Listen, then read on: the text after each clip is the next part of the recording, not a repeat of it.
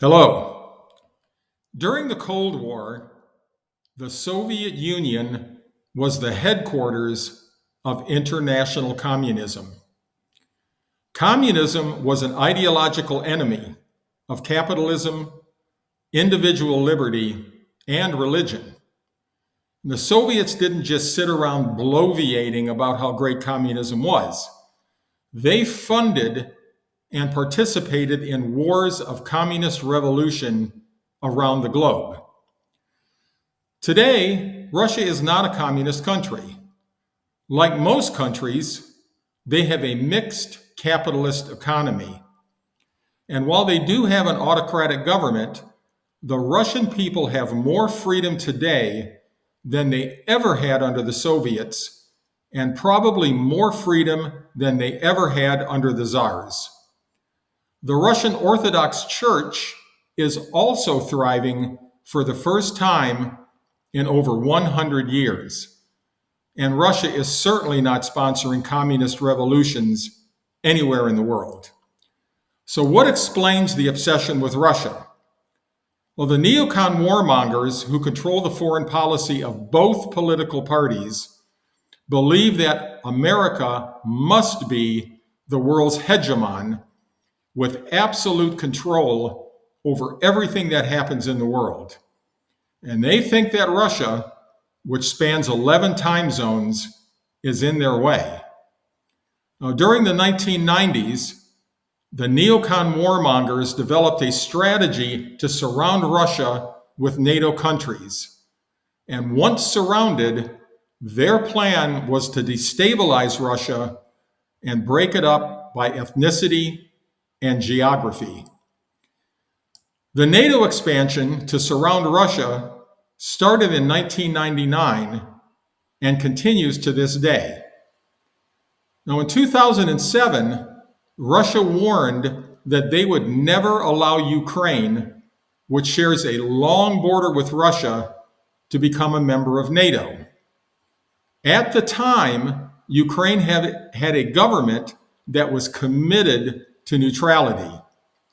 But in 2014, the neocon warmongers helped overthrow the Ukrainian government and install an American puppet. Now, there are many ethnic Russians living in Ukraine, including most of the population of Crimea and the Donbass. And the new Russian government outlawed the Russian language and threatened to turn the Russian naval base in Crimea over to NATO. And Russia felt that it had to act. Can you imagine what the US government would do if China stationed troops in Mexico along the Rio Grande? Well, they would go ballistic, and rightfully so. Such a move would be outrageous, but this would be no different than stationing NATO troops in Ukraine.